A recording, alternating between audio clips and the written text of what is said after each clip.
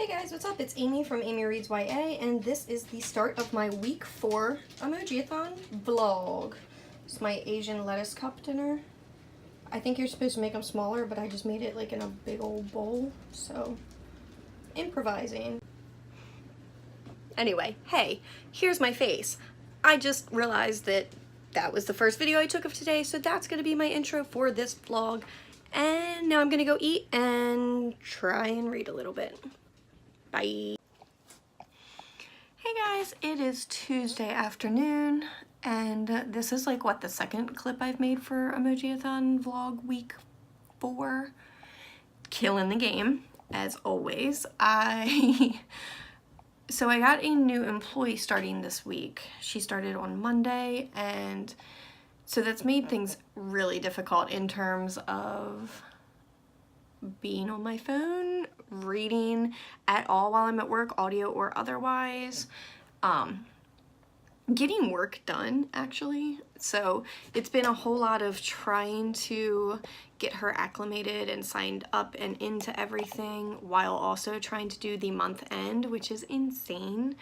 I'm running on like 5 closings a day, and that doesn't count funding and things like that. So it's been a week, and it's, like I said, only Tuesday afternoon. My laptop is actually right there because I am about to clock back in, but I wanted to say that I've got kind of an unpopular opinion going on right now about Strange the Dreamer, and I can't remember if I had said something about it in a previous video or previous clip or just like on Twitter and Facebook, but I'm not really feeling it.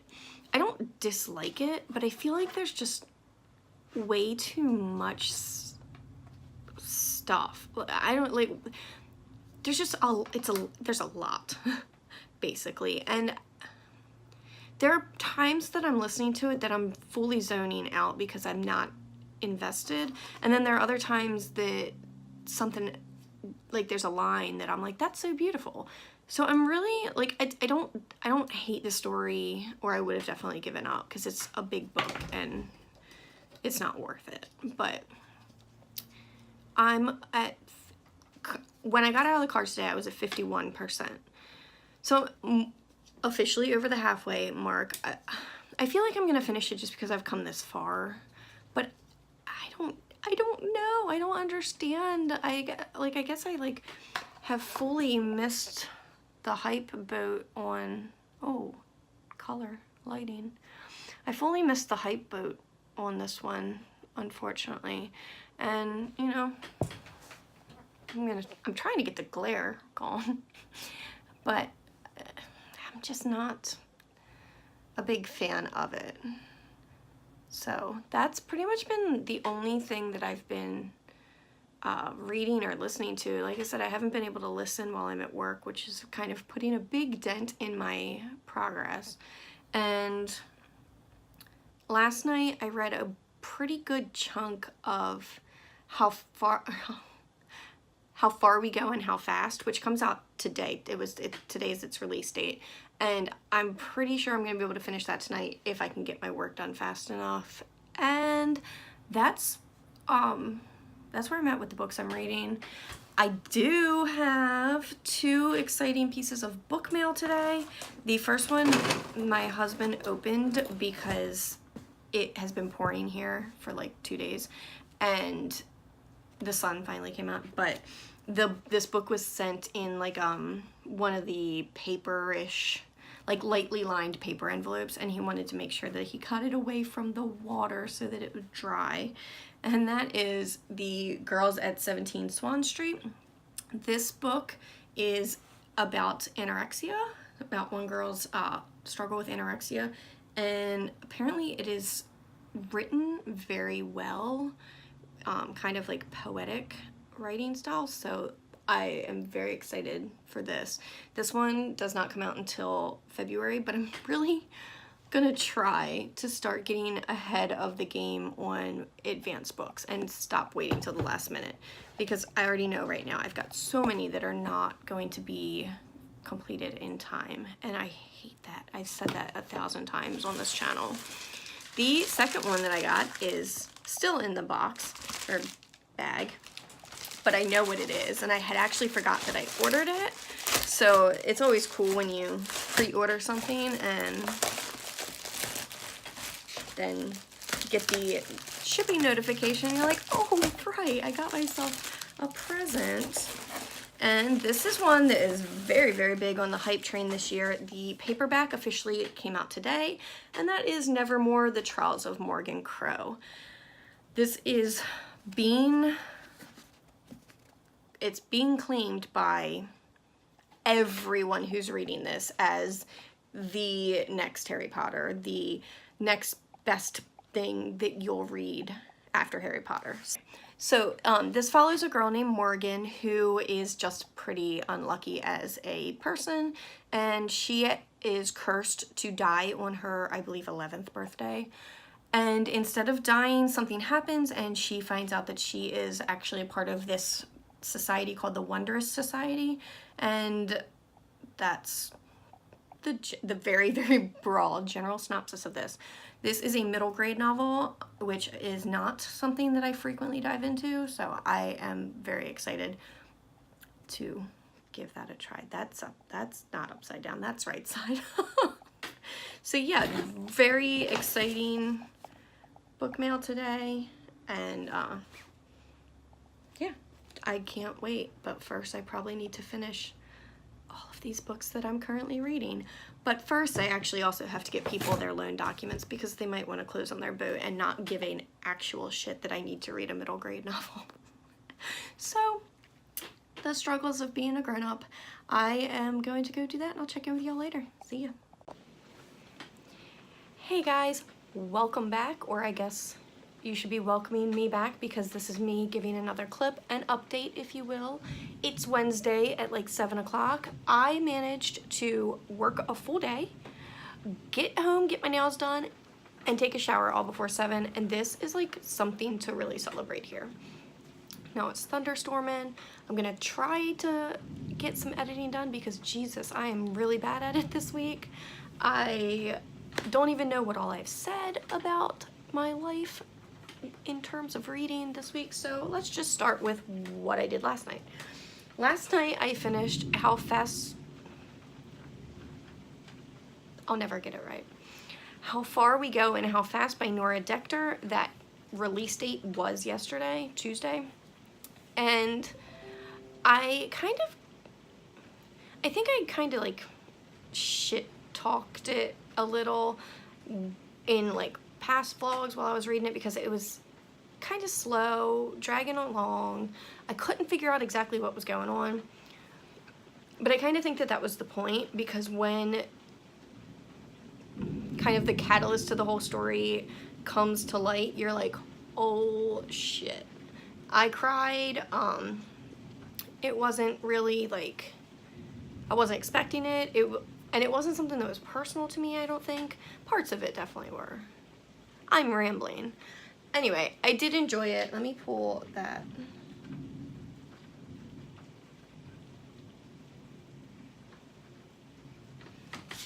So this is what the cover of that is.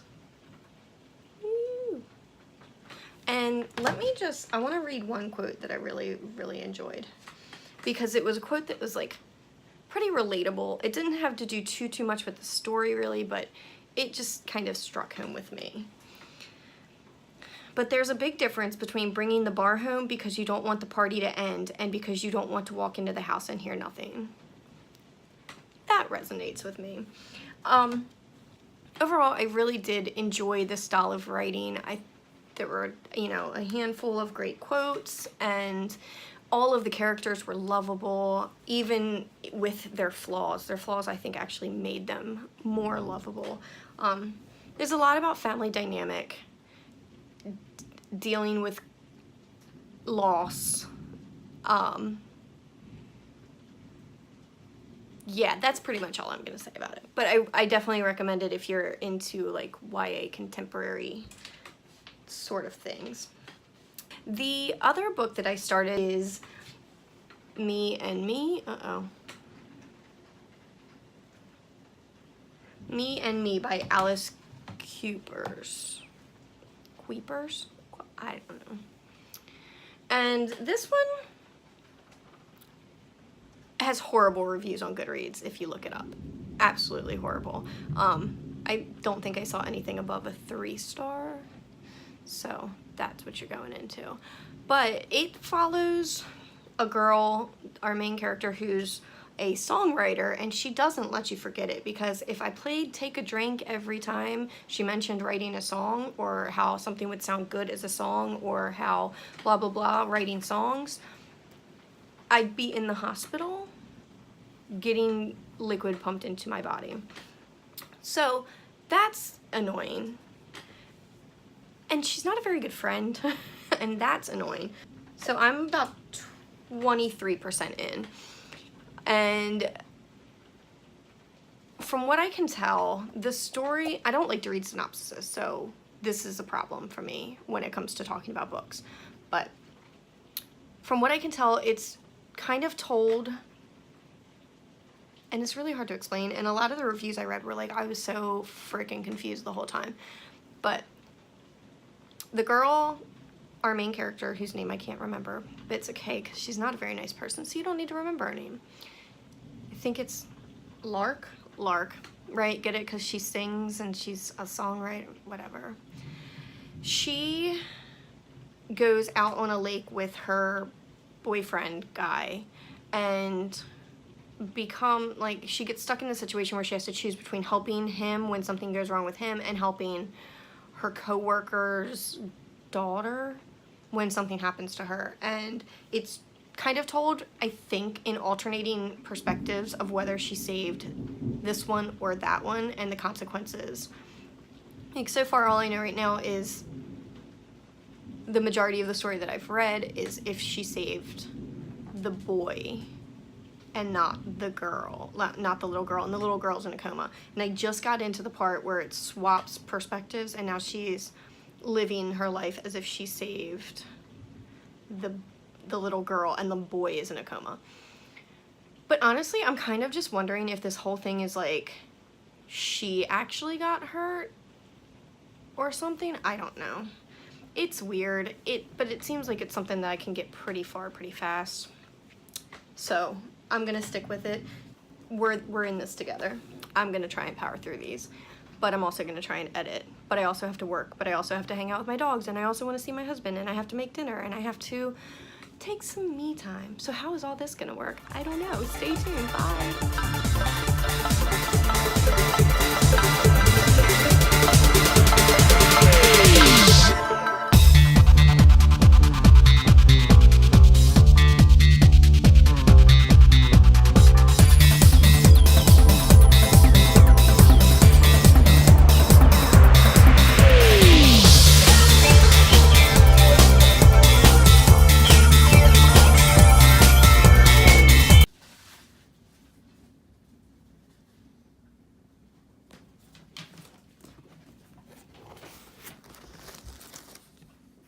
Sit. Such a good girl, Kelly.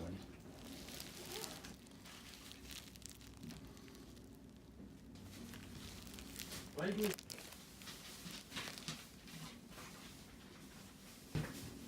Oh, I forgot.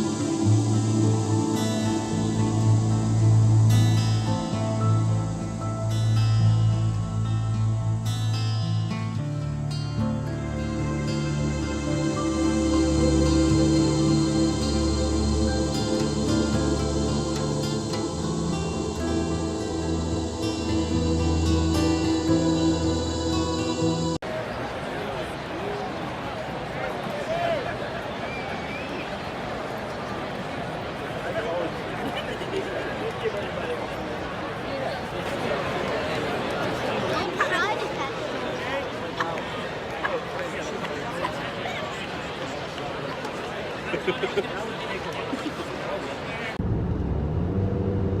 morning, guys. It is Saturday, and I don't even know if I talked on this yesterday. I know I have a couple of clips, but I may not have talked because I had no updates because I did not read at all yesterday. Not reading for a full day during a readathon or a reading vlog really isn't conducive to the point of readathons and reading vlogs. So, A+ to me. Emojiathon ends at midnight tomorrow, and I definitely will not be completing many of my tasks. And I don't even think I have one full bingo. I have, yeah, it's a sad state right now. And I'm just not cut out for reading challenges. They're fun, but I always start strong and then fizzle out really hard. But the good news is today I am on my way to the Baltimore Book Festival. And I know there's a couple of authors that are going to be there that I know of. Justina Ireland is one, who is the writer of Dread Nation, which I own. I'm fully blanking on the others because I'm driving and I did not look at the list recently. I just remember seeing Justina Ireland and being stoked because I'm really excited to read Dread Nation. But they're doing a whole panel of sci-fi and fantasy, and it seemed like it was a lot of YA authors. I don't know if I'm going to be able to see that. I can't even remember what day it was on, but I know I have to work later this evening, so I figured I would just head down now, walk around, see what I can see, and that's it. So that's all I got. I will check in later.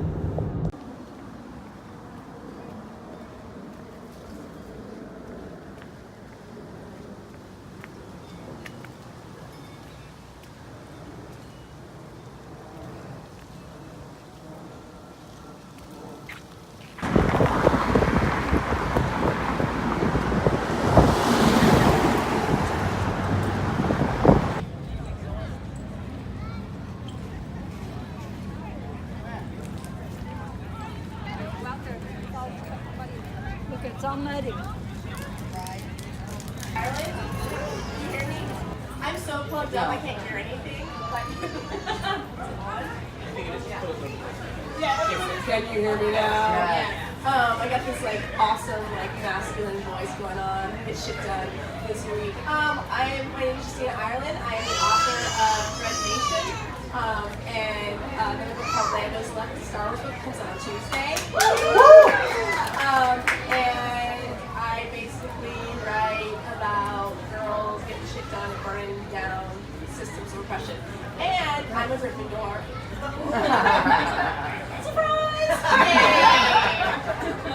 Hi guys, my name is Ryan Cordova. I'm the author of the Vicious Sea Trilogy, which is Mermaids in Coney Island, and the Brooklyn Bruja series, which is Brujas, which is in Brooklyn.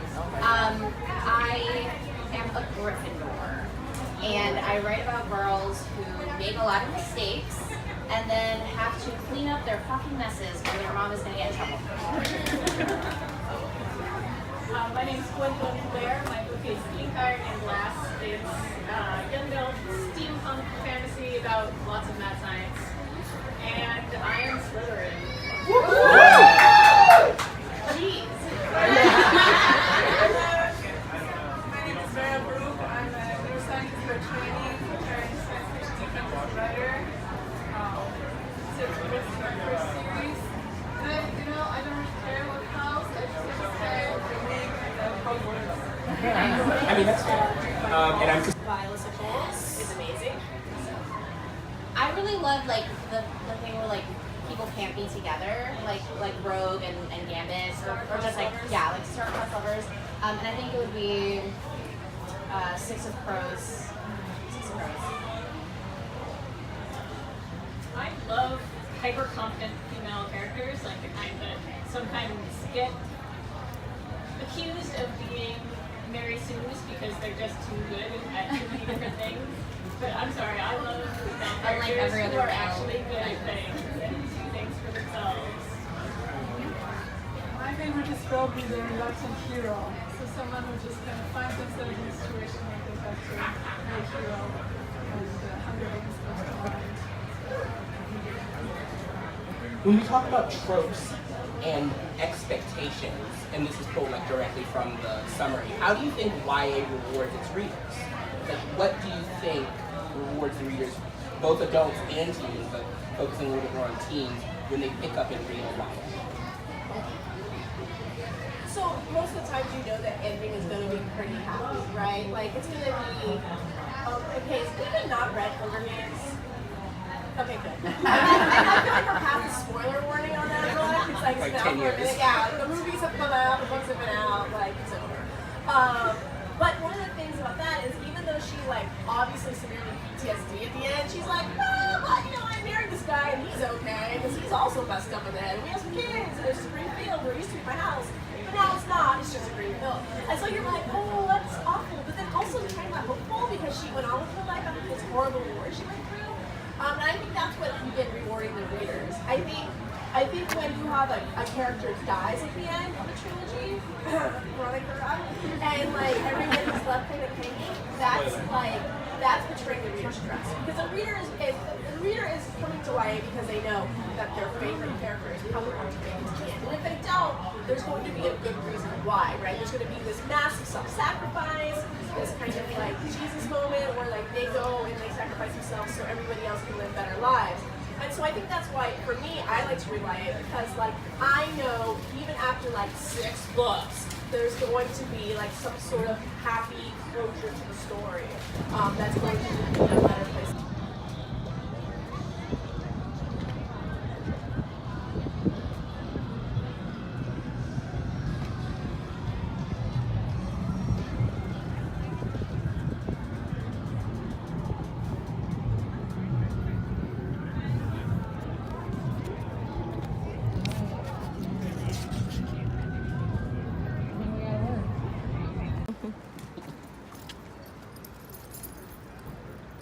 Calbaza lived 3 days. 3 days.